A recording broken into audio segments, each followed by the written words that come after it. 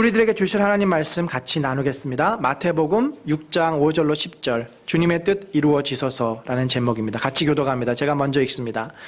또 너희는 기도할 때 외식하는 자와 같이 하지 말라. 그들은 사람에게 보이려고 회당과 큰 거리 어귀에 서서 기도하기를 좋아하느니라. 내가 진실로 너희에게 이르노니 그들은 자기 상을 이미 받았느니라.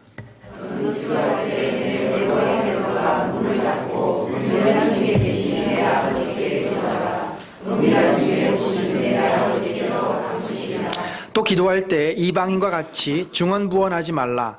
그들은 말을 많이 하여야 들으실 줄 생각하느니라.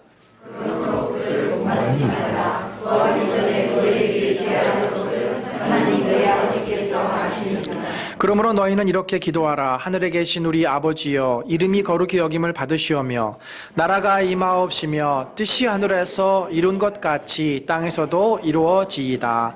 아멘. 여러분, 우리가 유명한 기도문들이라는 것이 있습니다. 혹시라도 어느 집이나 또는 요즘엔 식당 같은 데도 붙여놓을 수 있겠고요. 그 기도문들이 있는데, 그 유명한 기도문들 중에 하나가 이 메가더 장군이 자녀를 위해서 했던 기도문입니다. 거기 기도문에 보면은 이런 그 내용이 있습니다. 내 아이를 이런 사람이 되게 하소서. 약할 때 자신을 분별할 수 있는 힘과 두려울 때 자신을 잃지 않는 용기를 주시고 정직한 패배에 부끄러워하지 않고 당당하며 승리에 겸손하고 온유할 수 있는 사람이 되게 하소서. 그런 내용이에요. 상당히 내용이 좋습니다. 그래서 우리가 무엇을 어떻게 기도해야 될지 모를 때 이런 기도문을 좀 벽에 붙여놓거나 또 이렇게 작게 오려서 그걸 보면서 기도를 해도 참 감동이 되고 하나님 앞에 우리의 마음이 전달될 수 있는 아주 좋은 그 기도의 표본들입니다. 예수님 당시에 그 유대인들도 사실은 그들이 매일마다 하루에 3번씩 기도하는 기도문이 있었습니다. 카디시라고 하는 기도문이었는데 거기에 그 기도문에 18조항이 있어요. 그래서 그들이 소원하는 것을 기도하고 하나님을 찬양하기도 하고 그들이 바라는 것을 매일매일 그 기도문을 암송하면서 하루에 3번씩 그들이 기도를 했습니다. 뿐만 아니라 심지어 이방인들도 그 당시에는 모든 사람이 서로 믿는 신의 종류가 달랐지 모두 다 신을 다 믿고 있었던 때라 우상을 섬기는 이방인들도 자기들의 어떤 기도문들이 있었습니다. 그런데 이제 예수를 따르는 제자들, 그들은 어떻습니까? 예수를 따르긴 따르는데 자기들도 뭔가 좀 기도문이 있기를 원했습니다. 선생님, 우리도 저들처럼 좀 하루에 이렇게 기도할 때 기도문이 있었으면 좋겠습니다. 우리가 어떻게 기도해야 될지 모르겠습니다. 당신께서는 우리에게 무엇을 기도하기를 원하십니까? 제자들이 묻습니다.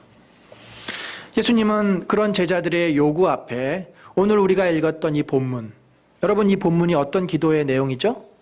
어떤 내용입니까? 주기도문. 우리가 자주 고백하고 암송하는 주기도문입니다. 새벽기도 마무리할 때도 하고요. 또 우리가 공예배 때도 하기도 하고 자주 암송하는 주기도문. 주기도문을 예수님께서 제자들에게 말씀해 주셨습니다. 이 주기도문은요, 어떻게 보면 우리의 기도 생활의 가장 중심이 되는 하나의 샘플이다. 본이라고 할 수 있습니다. 그러니까 예수님께서 가르쳐 주신 이 기도대로만 기도하면 우리의 기도 생활은 참 하나님이 다 받으실 만한 그런 복된 기도가 되는 거죠. 마태복음에서 이 기도 주기도문이 지금 6장 5절부터 약 13절에 걸쳐서 딱 놓여 있는데 잘 보면요, 마태가 이 주기도문을 얼마나 소중하게 생각했는지를 알 수 있습니다. 마태복음 5장부터 7장은 그 산상수훈이라고 해서 아주 유명한 예수님의 말씀 아니겠습니까? 그런데 이 5장과 7장 가운데 6장, 그것도 6장 중간쯤에 약간 앞부분에 놓음으로써 이 주기도문이 굉장히 예수님께서 제자들에게 주신 말씀 가운데 중요한 위치를 차지하고 있다는 것을 말해줍니다. 특별히 6장에 보면은 신앙생활하는 3가지의 중요한 종교 행위를 기록하고 있어요. 첫 번째는 선행이고, 두 번째가 기도고, 마지막이 금식입니다. 그러니까 선행도 좋고 금식도 좋은데 가장 소중한 것은 바로 기도 생활이라는 거죠. 마태는 이 중심에 우리 신앙생활의 샘플로서 주기도문을 기록함으로써 우리가 어떻게 기도 생활을 해야 되는지 그 본을 보여주고 있습니다. 근데 마태는 먼저 이 5절과 7절에 우리가 닮아서는 안 될 그 잘못된 예를 보여주고 있어요. 첫 번째는 유대인들의 기도인데요. 5절에 보니까 이들이 어떻게 기도하죠? 여기 보면 뭐라고 되어 있습니까? 기도할 때 외식하는 자. 외식이 뭡니까? 진심이 담겨져 있지 않는 형식적인 기도라는 거죠. 근데 그들이 왜 외식하면서 기도하냐면 무엇하기 위해서? 사람들에게 보이려고. 자, 익숙한 것 같지 않습니까? 우리 문화도요, 사람들에게 보여지는 것을 굉장히 중요하게 생각합니다. 남들이 나를 어떻게 볼 것인가? 남들이 보기 때문에 심지어 예배도 도장 찍으러, 눈도장 찍으러 가는 경우가 참 많죠. 뭐 교회에서 이렇게 직분을 맡게 되면은 그 직분이 무엇이라고 굉장히 마음에 짐이 됩니다. 그래서 수요 예배 가기 싫은데, 새벽 예배 가기 싫은데 눈도장 찍으러 가는 경우도 있어요. 물론 뭐 그것이 또 우리들에게 좋은 훈련의 기회가 되기도 합니다만, 어쨌든 유대인들은 자기가 얼마나 거룩하고 경건한지를 과시할 목적으로 이 기도를 사용했다라는 거죠. 그래서 이왕이면 아무도 없는 곳에 가서, 사실 기도라는 게 나와 하나님의 대화인데 누가 뭐 들을 필요가 뭐가 있겠어요. 골방에 가서, 조용한 곳에 가서 기도를 은밀히 하면 되는데, 일부러 회당 어귀라든지 거리 그 사람들이 많이 왕래하는 곳에, 뭐 여기로 말하면은 여기 지하에 8번 출구라든지 저쪽 7번 출구, 사람들이 많이 하는 곳에, 거기서 이렇게 유대인들이 손을 들고 하나님께 기도를 했다라는 거죠. 또 이방인들은 어떻습니까? 오늘 본문에 보니까 이방인들은 중언부언했다. 여러분, 중언부언이 뭐죠?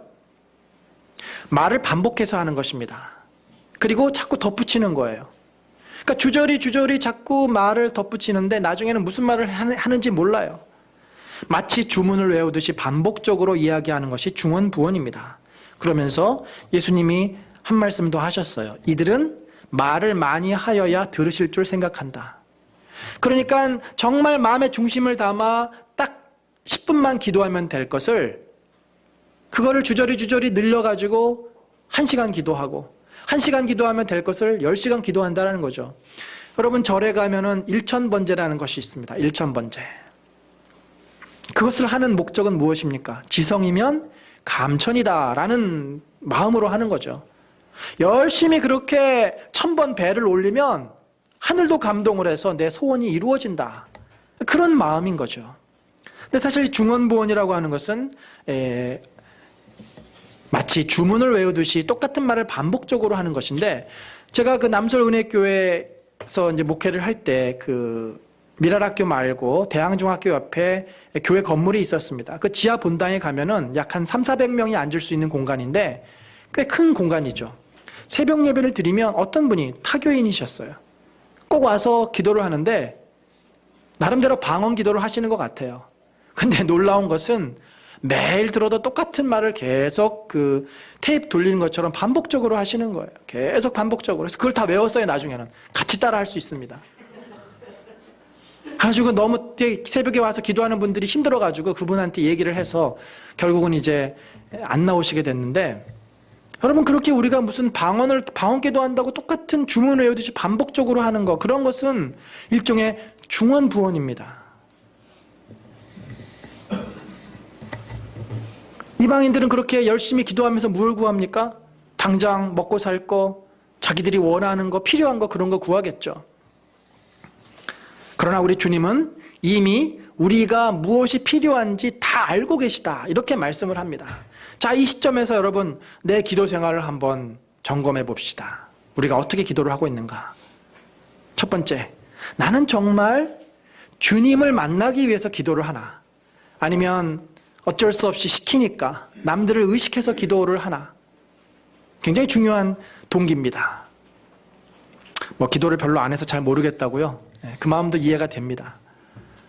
두 번째는요, 내가 무엇을 기도하고 있나? 무엇을 구하고 있나? 이방인들은 무엇을 구합니까? 자기들의 필요를 구합니다. 그것 때문에 기도를 하는 거예요. 여러분들, 우리가 기도가 무엇이에요? 기도는 물론 우리 마음의 소원을 간구하는 것이죠. 그렇지만 기도라고 하는 것은 그 이상입니다. 그 이상이에요. 기도는 내가 소원하는 거, 내가 원하는 거, 구하는 거, 그것 이상의 많은 것들을 함축하고 포함하고 있습니다. 예수님이 지금 그걸 말씀해 주고 계세요. 예수님께서는 너희가 원하는 거, 너희가 필요한 거, 너희가 이 땅에서 꼭 가져야 될 거, 그거 너희의 아버지 하나님께서 이미 다 아신다. 우리 한 8절 같이 읽어봅니다. 시작. 그러므로 그들을 본받지 말라.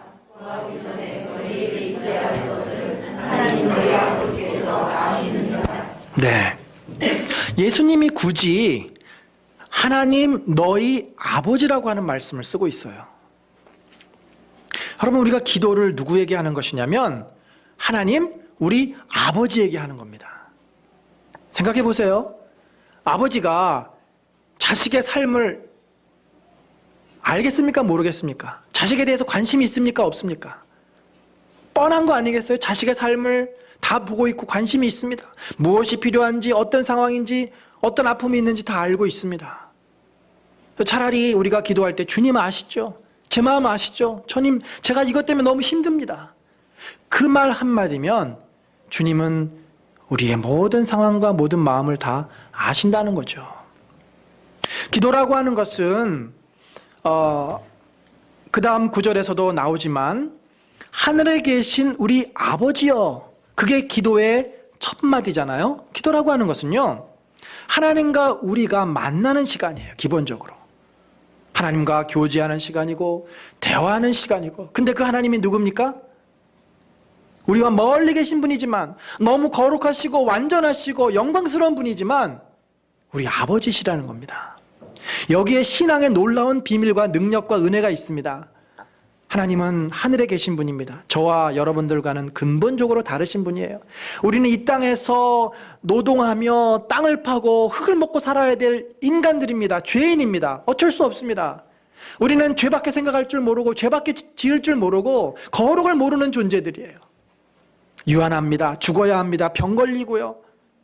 우리는 참으로 연약한 존재들입니다. 그런데 하나님은 하늘에 계신 분이에요. 영광스러우신 분입니다. 완전하신 분입니다. 창조주십니다. 그래서 우리와는 근본적으로 다르신 분이에요. 그래서 우리가 그분께 기도를 하는 겁니다. 그분을 우러러보고 바라보고 주님을 찾는 거죠.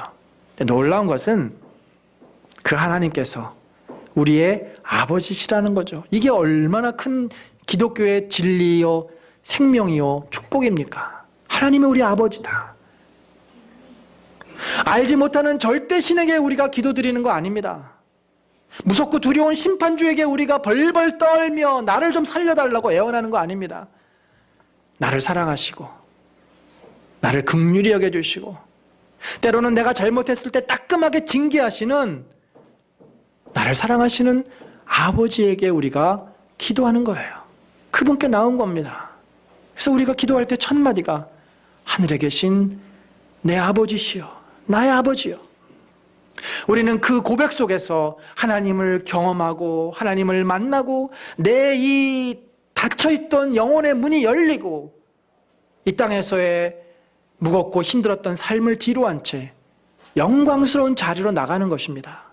어떻게 성도가 영생을 얻었고 영생을 살 수 있습니까? 우리가 영생을 경험하고 영생을 살 수 있는 것은 기도 가운데 하나님을 만날 때입니다. 기도를 통해서 하나님께 나아갈 때입니다.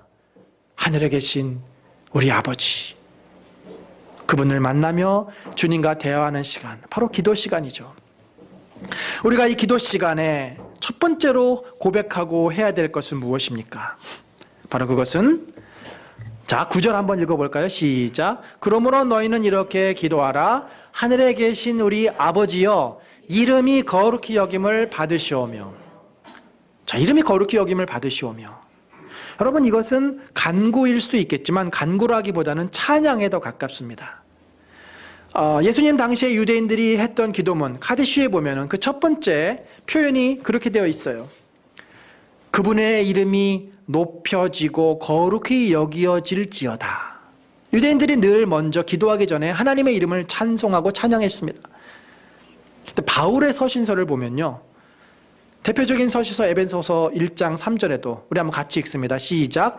찬송하리로다. 하나님 곧 우리 주 예수 그리스도의 아버지께서 그리스도 안에서 하늘에 속한 모든 신령한 복을 우리에게 주시되.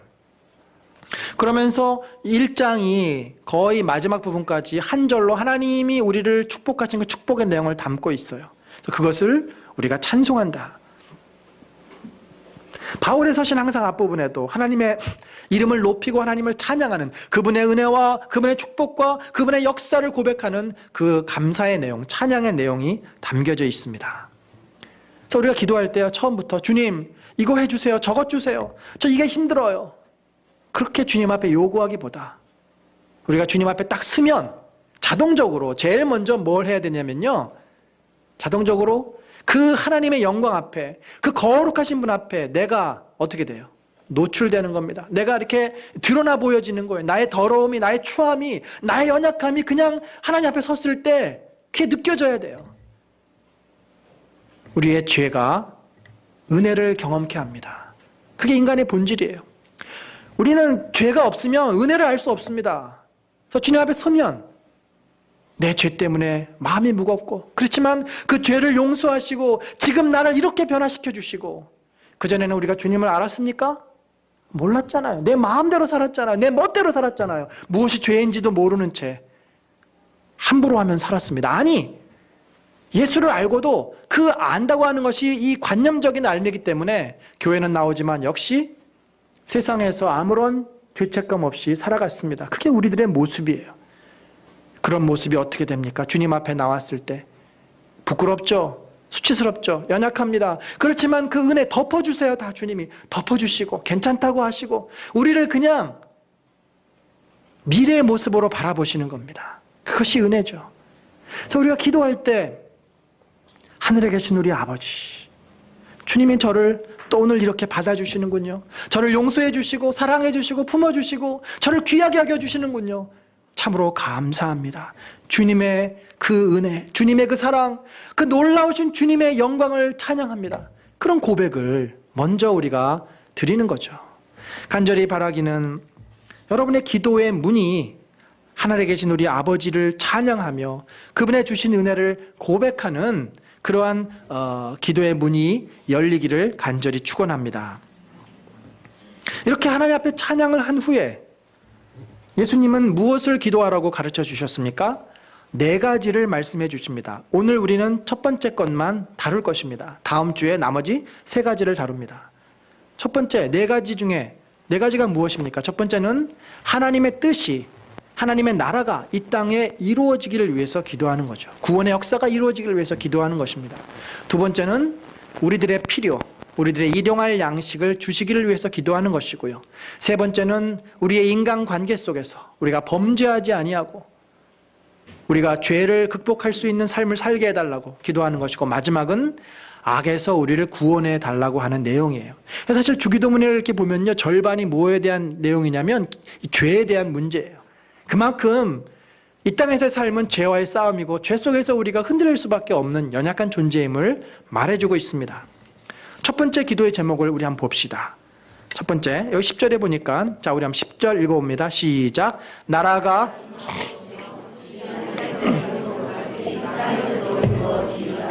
여러분, 하나님의 나라가 무엇이죠? 영어로 설명하면 킹덤이라고 되어 있습니다. 킹덤 오브 갓.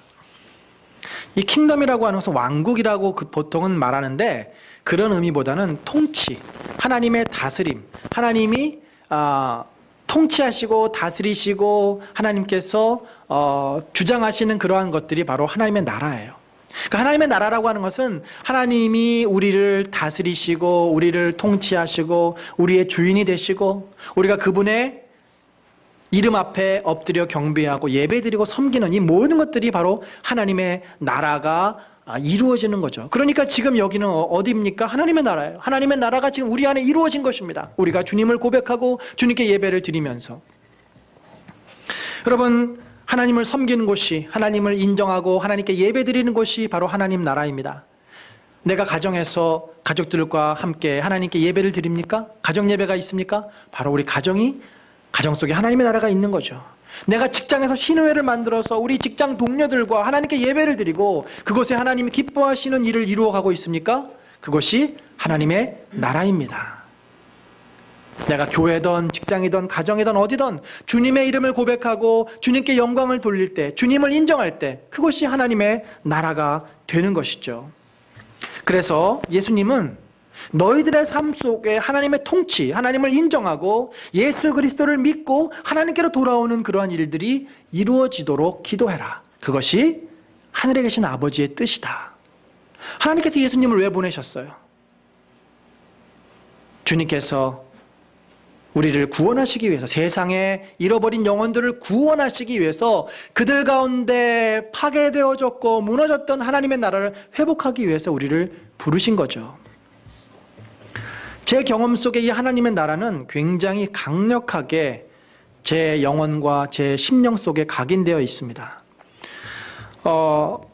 10년 좀 넘게 저는 386 세대였습니다. 지금은 486을 지나 이제 586을 바라보는 시대, 그런 문턱에 와 있는데, 요즘은 뭐 386이라는 그런 얘기를 잘 안 하지만 저희 때만 하더라도 30대, 이 80년대 학번, 60년대 태어난 그런 사람들을 386 세대라고 합니다. 이 땅에 가장 민주화 운동으로 치열하게 살았던 시대이죠. 그래서 뭐 저희 때 같으면 대학을 다니면서 거의 매일 최루탄을 맡으며 전경들과, 그때 이제 짭새라 그러죠. 짭새.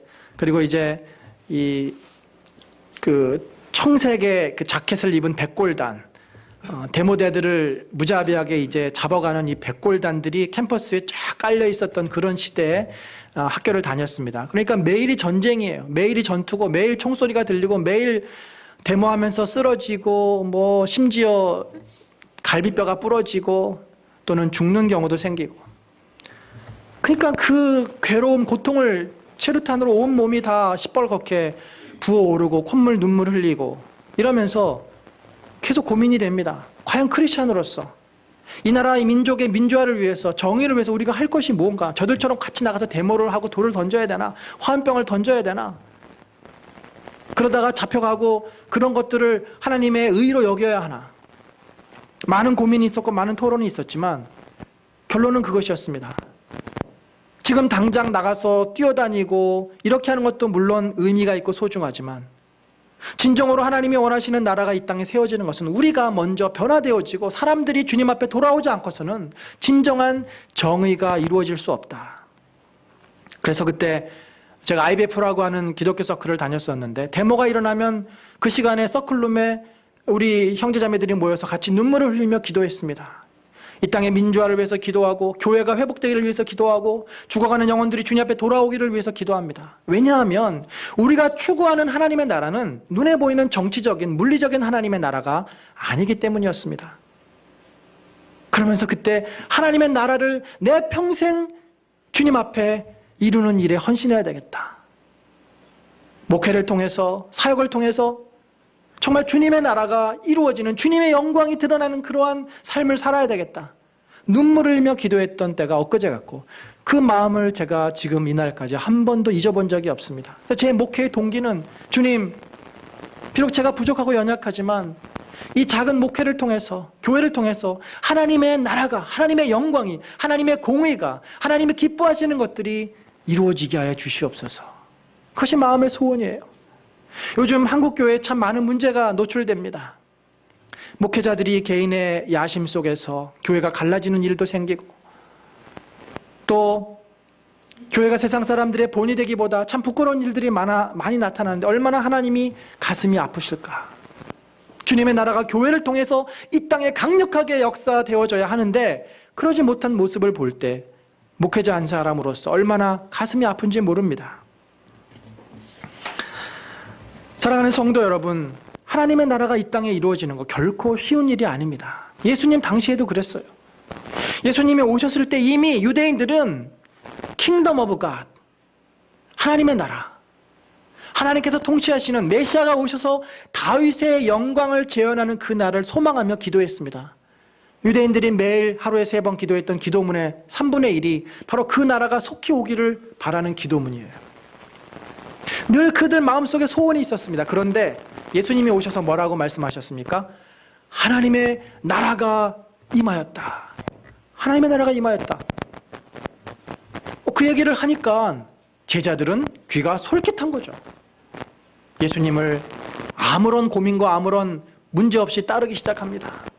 그래서 그들이 하나님의 나라를 이 땅에 이루기를 소망했습니다. 하나님의 나라가 임할 때 나는 좌의정, 우의정 다 한자리 얻게 해주십시오. 그들의 마음에 개인적인 욕심도 있었습니다. 근데 어떻게 됐습니까? 예수님께서 로마의 이 통치를 무너뜨리고 다윗의 왕국을 세우셨습니까? 아닙니다. 예수님께서 하신 것은, 예수님께서는 그 나라를 오히려 이 땅의 나라로 세우지 않으셨어요. 오히려 겸손하게 자기를 십자가에 못 박으셨습니다.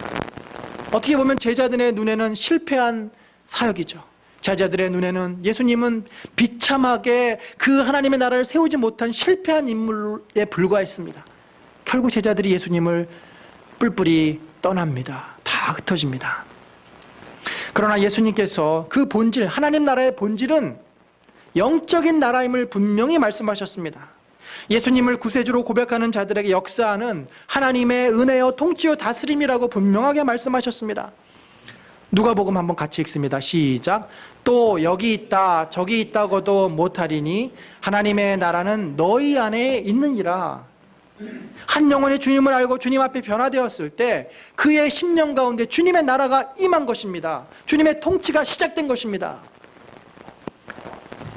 또한 주님은 사역을 하시면서 정치혁명을 일으키지는 않으셨습니다. 오히려 주님이 하신 일은 무엇이죠? 오셔서 귀신 들린 자를 귀신에게서 해방시켜 주셨습니다. 벗어나게 하셨습니다. 병든 자를 낫게 하셨습니다. 그리고 하나님 나라의 복음을 선포하십니다. 자, 우리 한번 또 이 본문 읽어봅니다. 시작. 내가 하나님의 성령을 힘입어 귀신을 쫓아내는 것이면 하나님의 나라가 이미 너희에게 임하였느니라.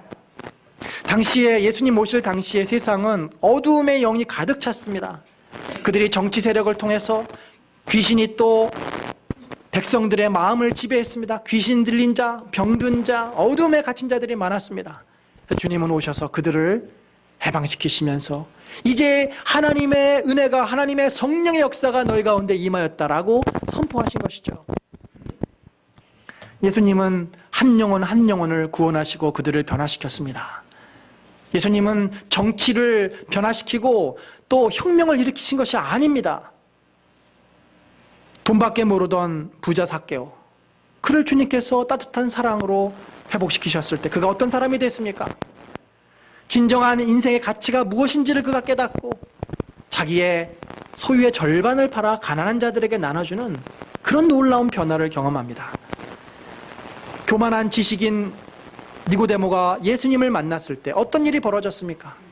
사람이 어떻게 해야 하나님 나라에 들어갈 수 있습니까? 너의 심령에 중생하지 아니하면, 물과 불로 거듭나지 아니하면 하나님 나라에 들어갈 수 없다.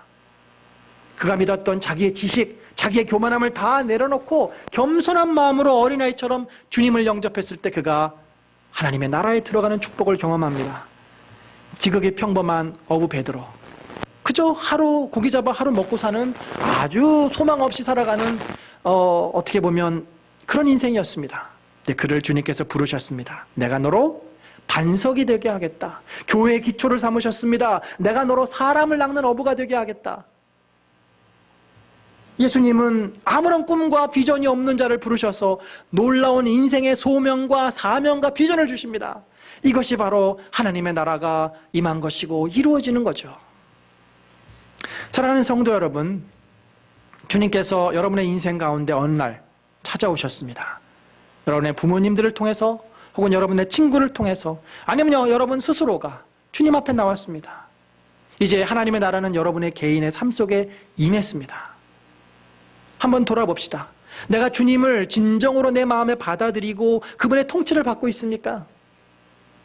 내 안에 성령의 역사와 변화가 일어나고 있습니까? 내가 예수를 알기 전과 안 후에, 만난 후에 어떠한 심령의 변화들이 일어납니까? 나의 가정은 어떤가요? 혹시라도 내 마음대로 내 가정을 휘두르고 있지는 않습니까? 아내 마음대로, 남편 마음대로 아이들을 키우고 양육하고 우리의 가정은 이렇게 돼야 되라고 내 생각으로 내 가정을 세워나가고 있지는 않습니까? 주님은 내 개인의 주인이시기도 하고 내 삶 속에 하나님의 나라를 이루시기를 원하지만 우리의 가정 속에도 주님의 나라가 이루어지기를 기뻐하십니다. 내 뜻도 아니고 네 뜻도 아니고 주님의 뜻 안에서 우리의 가정이 회복되고 변화되고 세워지기를 원하십니다. 우리의 교회는 어떻습니까?